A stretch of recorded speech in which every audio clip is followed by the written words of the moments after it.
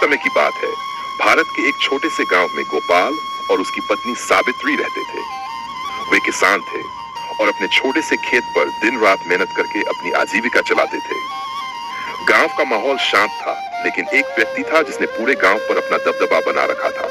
वह था ठाकुर सुरेश सिंह, जो इस गांव का जमींदार था। गांव और जमींदार की कहानी।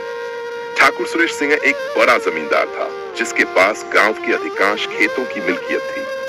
गांव के ज्यादातर किसान ठाकुर के खेतों पर काम करते थे और बदले में उन्हें अपनी फसल का आधा हिस्सा ठाकुर को देना पड़ता था। इसके अलावा हर साल उन्हें लगान भी चुकाना पड़ता था, जो अक्सर उनकी आमदनी से ज्यादा होता था।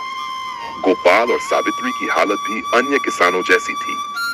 वे दिन रात खेत में काम करते, लेकिन फसल का बड़ा हिस्सा ठाकुर के पास चला जाता। ठाकुर सुरेश सिंह न सिर्फ फसल का हिस्सा लेता, बल्कि गरीब किसानों से कर्ज के नाम पर भी भारी रकम वसूलता था। अगर किसान समय पर कर्ज नहीं चुका पाते, तो ठाकुर उनकी जमीन छीन लेता या उनके घर पर कब्जा कर लेता था। गोपाल और सावित्री का संघर्ष। गोपाल और सावित्री मेहनती थे, लेकिन उनकी फसलें हर साल ठीक से नहीं होती थी। कभी सूखा पड़ता तो कभी बाढ़, और उनके खेतों में लगी फसलें बर्बाद हो जाती। एक साल ऐसा हुआ कि गोपाल और सावित्री की पूरी फसल बर्बाद हो गई। उनके पास ठाकुर को देने के लिए कुछ भी नहीं बचा। ठाकुर ने उन्हें धमकी दी कि अगर वे समय पर लगान नहीं चुकाते तो वह उनकी जमीन छीन लेगा। गोपाल और सावित्री बेहद परेशान हो गए। उन्होंने गांव के अन्य किसानों से मदद मांगी, लेकिन हर कोई खुद अपनी समस्याओं में उलझा हुआ था। आखिरकार गोपाल को ठाकुर से कर्ज लेना पड़ा ताकि वह लगान चुका सके। जमींदार की चाल है, ठाकुर ने गोपाल को कर्ज तो दे दिया, लेकिन इसके बदले उसने एक शर्त रखी। उसने कहा कि अगर गोपाल कर्ज समय पर नहीं चुका पाया तो उसकी जमीन पर ठाकुर का कब्जा हो जाएगा। मजबूरी में गोपाल ने यह शर्त मान ली, क्योंकि उसके पास और कोई रास्ता नहीं था। इसके बाद ठाकुर ने धीरे धीरे गांव के अन्य किसानों पर भी अपना शिकंजा कसना शुरू कर दिया। वह सभी किसानों से कर्ज के नाम पर उनकी जमीनें छीनने लगा।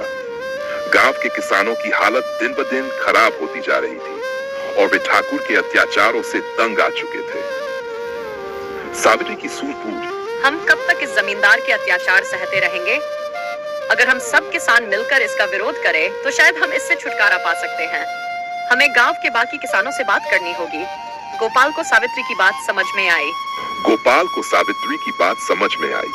उसने गांव के अन्य किसानों से मिलकर बात की और सभी को एकजुट होने का प्रस्ताव दिया। शुरू में कुछ किसान डर गए, लेकिन सावित्री ने उन्हें समझाया कि अगर वे अब आवाज नहीं उठाएंगे, तो ठाकुर उनके पास बची हुई जमीनें भी छीन लेगा। किसानों का संगठन। गोपाल और सावित्री ने गांव के सभी किसानों को एकजुट किया और एक संगठन बनाया। उन्होंने ठाकुर से मिलकर बात करने का फैसला किया। सभी किसान एक साथ ठाकुर के पास गए और उन्होंने अपनी समस्याएं सामने रखी। ठाकुर ने पहले तो किसानों की बातों को नजरअंदाज किया और उन्हें धमकाया, लेकिन जब उसने देखा कि सभी किसान एकजुट हैं, तो उसने अपनी चालें चलनी शुरू कर दी। उसने पुलिस और प्रशासन का सहारा लिया और किसानों को डराने धमकाने की कोशिश की। विद्रोह का आरंभ। लेकिन इस बार किसान डरने वाले नहीं थे। सावित्री और गोपाल के नेतृत्व में किसानों ने फैसला किया कि वे अब ठाकुर को लगान नहीं देंगे। उन्होंने अपने खेतों पर खुद काम करने का निर्णय लिया और फसल का पूरा लाभ खुद उठाने का निश्चय किया। ठाकुर ने यह देखकर गांव में तनाव बढ़ा दिया। उसने गांव में अपने गुंडे भेजे जो किसानों को डराने लगे। लेकिन सावित्री ने गांव की महिलाओं को भी इस लड़ाई में शामिल किया। सभी महिलाएं भी पुरुषों के साथ खड़ी हो गई और उन्होंने गांव की सुरक्षा का बीड़ा उठाया। किसानों की जीत। गांव के किसानों का यह संगठन धीरे धीरे बड़ा होता गया। अन्य गांवों के किसान भी उनके साथ जुड़ने लगे। जब ठाकुर ने देखा कि अब स्थिति उसके नियंत्रण से बाहर हो रही है, तो उसने पंचायत में इस मामले को उठाने का फैसला किया।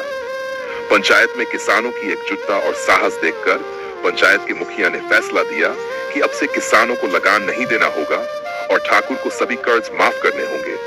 इसके अलावा किसानों की जमीनों पर उनका पूरा अधिकार होगा। यह फैसला सुनते ही ठाकुर सुरेश सिंह का घमंड चूर चूर हो गया। उसे मजबूरी में किसानों की सभी मांगे माननी पड़ी। नई शुरुआत किसानों की ये जीत सिर्फ गोपाल और सावित्री की नहीं थी, बल्कि पूरे गांव की थी। उन्होंने अपने हक के लिए लड़ाई लड़ी और विजय हासिल की। अब गांव में शांति और खुशहाली लौट आई थी। गोपाल और सावित्री ने मेहनत से अपनी जमीन को फिर से हरा भरा किया और उनकी आर्थिक स्थिति में भी सुधार आया। सावित्री ने कहा, जब तक हम अपने हक के लिए लड़ेंगे नहीं, तब तक हमें न्याय नहीं मिलेगा। यह हमारी मेहनत और एकता की जीत है। गोपाल ने गर्व से कहा, अब हमारे पास सिर्फ हमारी जमीन नहीं, बल्कि हमारी आजादी भी है। हम अपने भविष्य का फैसला खुद करेंगे।